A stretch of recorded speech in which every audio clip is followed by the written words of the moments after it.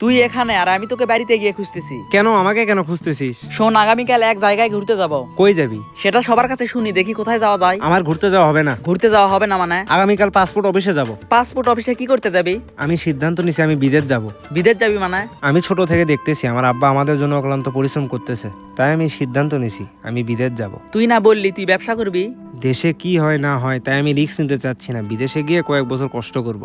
তোরা তো নিজের জীবন গুছিয়ে নিচ্ছিস, আমি যে কি করব সেটাই ভাবতেছি। দোয়া কর বিদেশ যেন যেতে পারি। ভাই হাতে ব্যাগ, বাজারে যাচ্ছেন নাকি? হ্যাঁ বাজারে যাচ্ছি। আপনি বিয়ে করার পরে অনেক পরিবর্তন হয়ে গেছেন। তাই পরিবর্তন হয়ে গেছি। হ্যাঁ ভাই, বিয়ের আগে আপনার হাতে একদিনও বাজারের ব্যাগ দেখিনি, আর এখন প্রতিনিয়তই দেখি। আগে তো অনেক এলোমেলো ভাবে চলছে, এখন তো এইভাবে চললে হবে না। বিয়ে এমন একটা জিনিস সবাইকেই পরিবর্তন করে দেয়। পরিবর্তনের জন্য তো বিয়ে করা। তা তোমার পরীক্ষার কি অবস্থা? ভাই পরীক্ষা ভালোই দিচ্ছি, আমি তো তেমন পড়াশোনা করি না, আমার সাথে একটা মেয়ে বসছে, অর্ধেকে লেখি। ভালো করে পরীক্ষা দাও, পাশ করা লাগবে। হ্যাঁ ভাই পরীক্ষা ভালোই দিচ্ছি, ওই মেয়ে আমাকে সবই দেখায়। আচ্ছা থাকো, আমি বাজারে গেলাম। জান ভাই।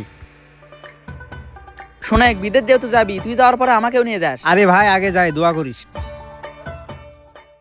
সবাই নিজের জীবন পরিবর্তন করে নিচ্ছে, আমি যে কি করব সেটাই ভাবতেছি। তুই কি সিদ্ধান্ত নিছিস? আমি সিদ্ধান্ত নিছি আমি ঘর জামাই থাকবো। ঘর জামাই থাকবি মানে? হ্যাঁ।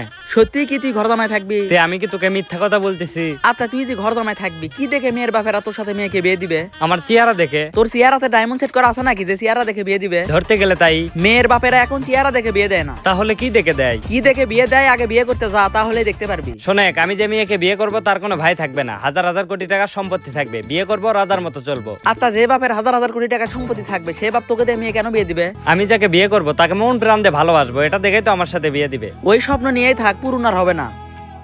আচ্ছা তুই সত্যিকার একটা কথা বলবি? বল। বিয়ে কি খাওয়াবি না? তুই তো তোর বাপের ব্যবসা বুঝে পাইছিস, এখন তুই বিয়ে কর। আমি তো বিয়ে করবো, আগে তুই বিয়ে করবি তারপর আমি করব। বাড়িতে বোঝাতেই পারছি না। বাড়িতে খাওয়া দাওয়া বন্ধ করে দিয়ে তাহলে বিয়ে করাবে।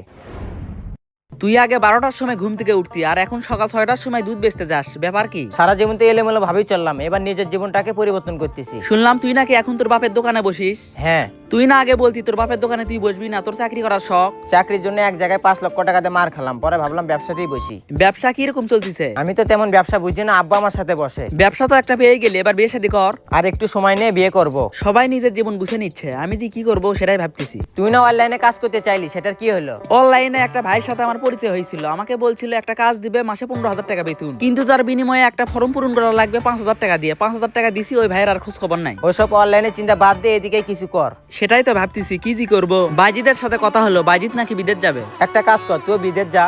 আমার দ্বারা বিদেশ হবে না, বিদেশ অনেক কষ্ট। টাকা ইনকাম করতে গেলে কষ্ট তো করতেই হবে। বিদেশ যেতে 5 লক্ষ টাকা লাগবে, তাহলে তুই সে টাকা দে। মাত্র আমি ব্যবসায় বসলাম, তোকে কিভাবে টাকা দিব? আরে পাগল, আমি বিদেশে যাব না, তোকে এমনি বললাম, দেশেই কোনো কিছু করব। চল অবাইদুলের বাড়ি থেকে আসি। ওবায়দুলের বাড়িতে কি করতে যাবি? আর বলিস না, টাকা পাবো, নিয়ে আসি। চল। কি রে তুই এখন কই থাকিস? বিয়ের পরে তোকে দেখা যায় না। আর বলিস না, বিয়ের পর খুব ব্যস্ত সময় পার করছি। তা তোর কি অবস্থা? আমার আর অবস্থা চলছে কোন রকম। আমি তো বিয়ে করলাম, এবার তুই বিয়ে কর। আচ্ছা তুই বল, আমি কাজ কাম কোনো কিছু করি না, আমাকে মেয়ে কে দিবে? তুই বিয়ে করবি নাকি সেটা বল, মেয়ে বের করার দায়িত্ব আমার। 2 দিন আগে তোদের বাড়িতে একটা মেয়ে দেখলাম, ওই মেয়ে কে?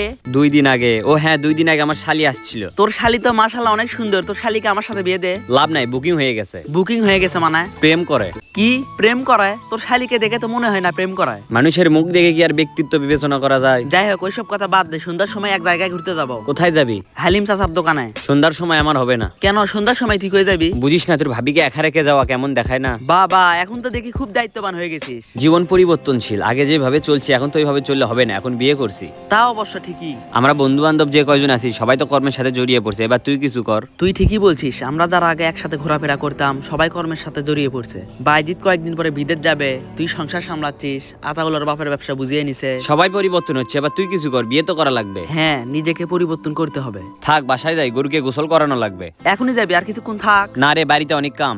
যা, সব সময় শুধু কাম কাম। পুরুষ মানুষকে দিন শেষে পরিবারের দায়িত্ব নিতেই হয়। যে ছেলে 12টার সময় ঘুম থেকে উঠতো সেই ছেলেই সকাল 6টার সময় ওঠে। যেই ছেলে বাবার কাছ থেকে এক সময় টাকা চেয়ে নিত সেই ছেলে আজকে সংসার চালায়। দিন শেষে আমাদেরকে পরিবারের দায়িত্ব নিতেই হবে।